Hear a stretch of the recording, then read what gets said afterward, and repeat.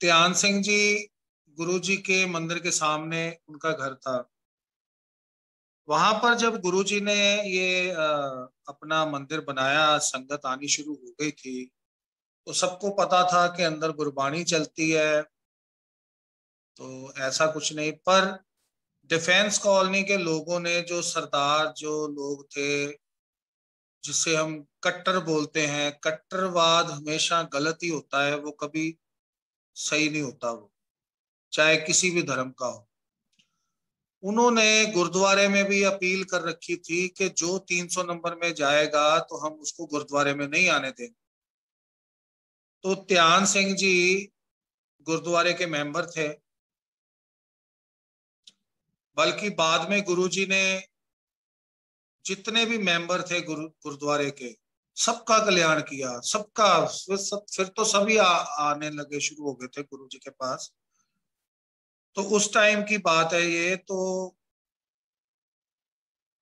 ध्यान सिंह जी ने इतना कर्जे में डूब गए, कुछ कमेटियों के चक्कर में कुछ लोन ले रखे थे, इतने कमेटियों में वो डूब गए, तो उनका घर बेच के भी उनके पास वो रकम नहीं आनी थी कि जिससे वो दे के वो अपना छुटकारा करा ले। वो कट्टर राधा स्वामी थे। वो राधा स्वामी डेरे जाते थे। गुरुजी हमेशा एक बात कहते थे, एक दा रहना, एक कोलों मंगना, एक नू मनना, दो किश्तियां ते बेड़ी च पैर नहीं रखना। सबको कहते थे गुरुजी। कहते थे अगर तू कहीं और जाता है तो तू वहीं जा, मेरे पास आने की तेरे को जरूरत नहीं है, तेरे काम उधर से ही हो जाएंगे। तो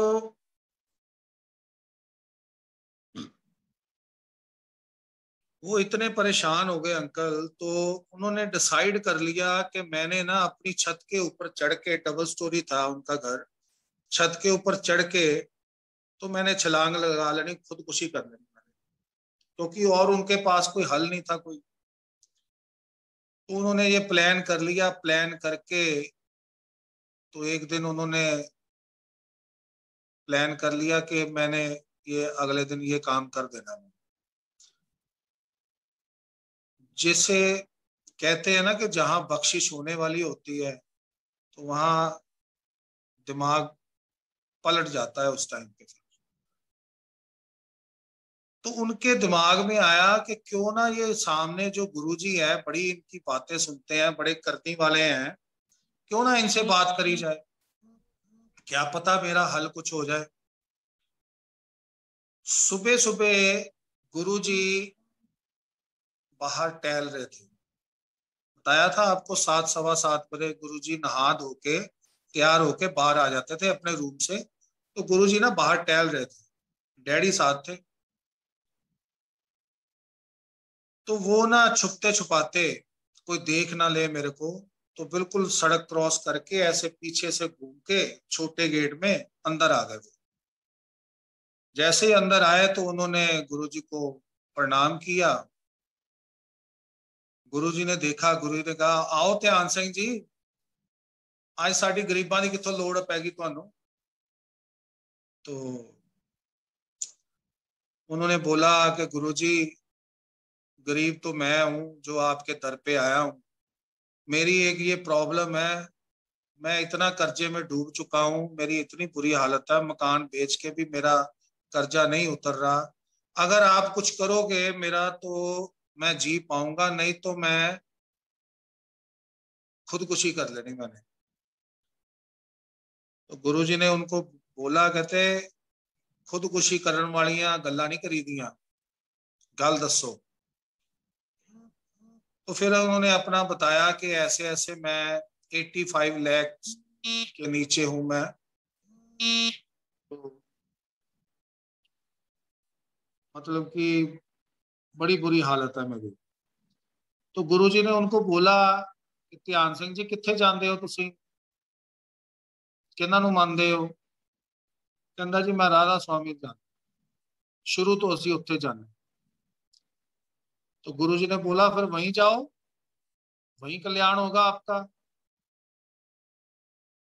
उन्होंने बोला कि गुरुजी मैं वहां 3-4 बार जा चुका हूँ, मेरी कोई सुनवाई नहीं है वहां पर, और वहां तो महाराज से मिलने ही नहीं देते किसी को।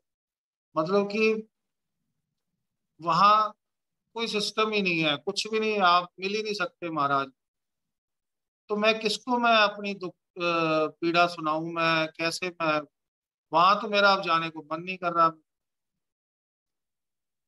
गुरुजी ने बोला, ध्यान सिंह जी, ਅੱਗੇ ਤੁਸੀਂ ਗਏ ਸੀ ਆਪਣੀ ਮਰਜ਼ੀ ਨਾਲ, ਹੁਣ ਤੁਹਾਨੂੰ ਭੇਜਦਾ ਪਿਆ ਮੈਂ, ਜਾਓ।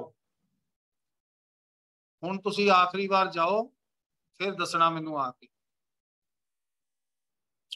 उन्होंने फिर बोला कि गुरु जी मेरे पास तो जाने का भी किराया नहीं है, मैं कैसे जाऊं। गुरु जी ने इशारा किया डैडी को, दे इनू 100 रुपया दे, इनू भेज इथों। डैडी ने 100 रुपया निकाल के दिया अंकल को, वो चले गए।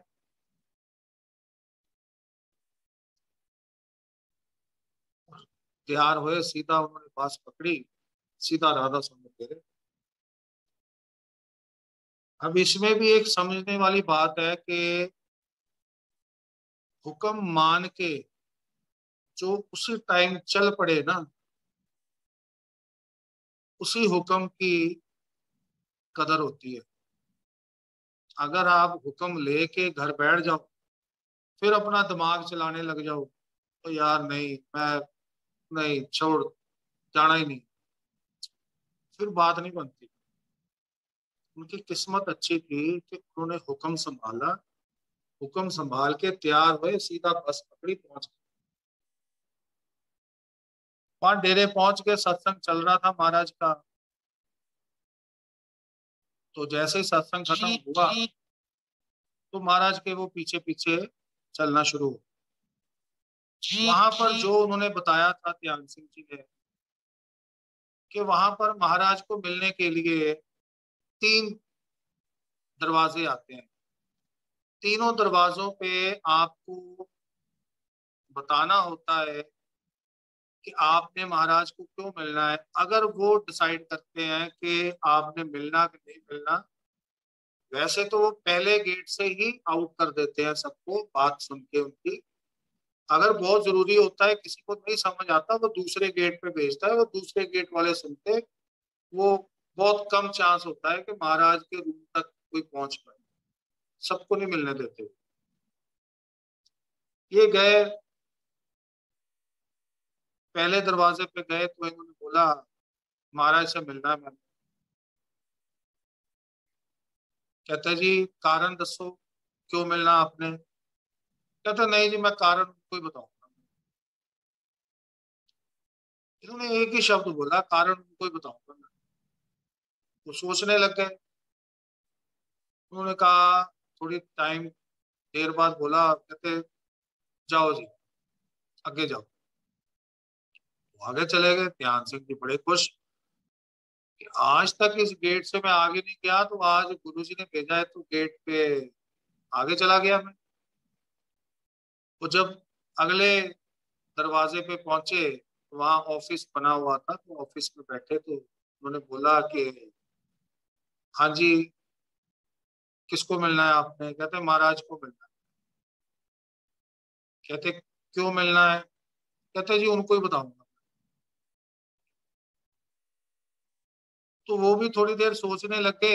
आधे पौने घंटे बाद उन्होंने बोला जाओ जी आप।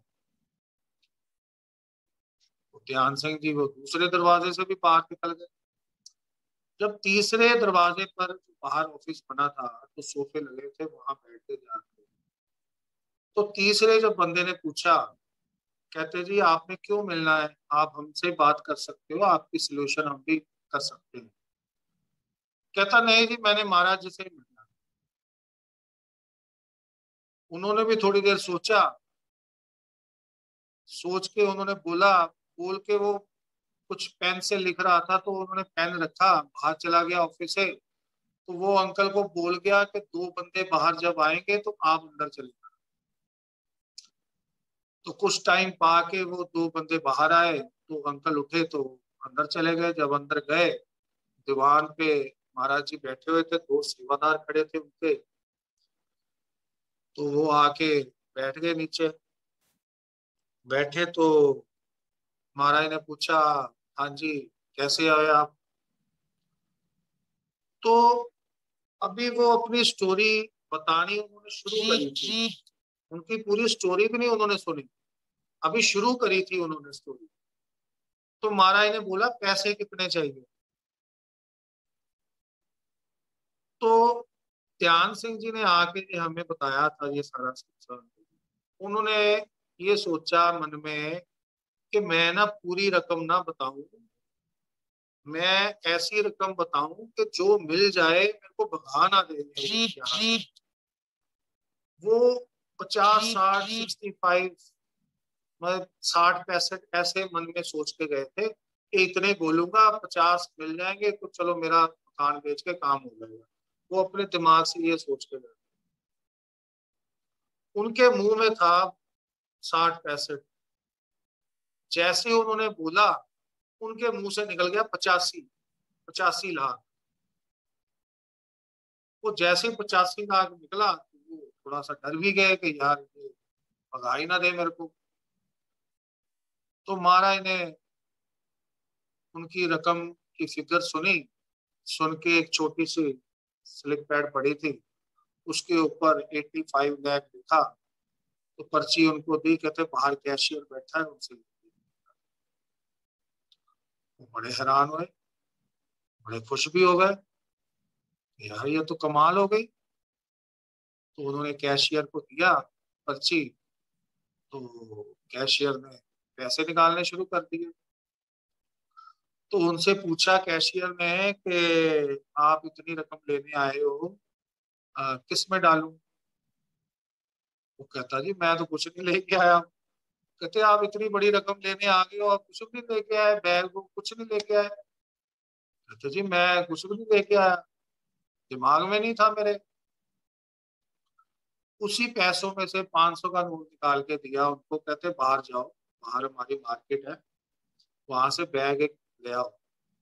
वो बैग लेके आए, उसी में बैग में से उनको पैसे डाल के वो बस में लेके वापस जब आए और सीधा गुरु जी के पास आए। गुरु जी के आगे आके वो पिछ गए, लेट गए गुरु जी के चरणों में आके, सारी संगत के आगे। कहते ध्यान सिंह जी की होया उठो। कहते महाराज बख्शिश करती तुसी। कहते मैं थोड़ी ਕੀਤੀ ਆ, ਉਹ ਤੇ ਉਹਨਾਂ ਨੇ ਕੀਤੀ। ਕਹਿੰਦੇ ਨਹੀਂ, ਕਹਿੰਦੇ नहीं ये उन्होंने नहीं ਕੀਤੀ, ये तुसी ਕੀਤੀ।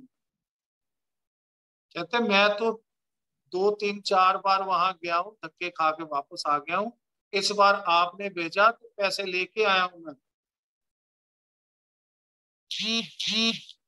उनको भी समझ आ गई थी ये किसने किया है काम। फिर उन्होंने, सभी स्थान एक जैसे ही होते हैं, सबकी इज्जत करनी चाहिए। मतलब कि फिर उसके बाद वो कहते मैं दोबारा नहीं वहां गया। मैं फिर गुरु जी के पास ही, वो रोज सुबह शाम गुरु जी के पास आना, माथा टेकना, लंगर खाना, अपने घर चले जाना। और धीरे धीरे जब उन्होंने गुरुद्वारे के मेंबरों को भी बताई सारी बात, अपने सत्संग सुनाए, तो फिर एक सामने गुरुद्वारे का कैशियर रहता था, उसकी बेटी की प्रॉब्लम थी, और भी कई लोग आए उनकी भी प्रॉब्लम थी। सब गुरु जी ने उनका कल्याण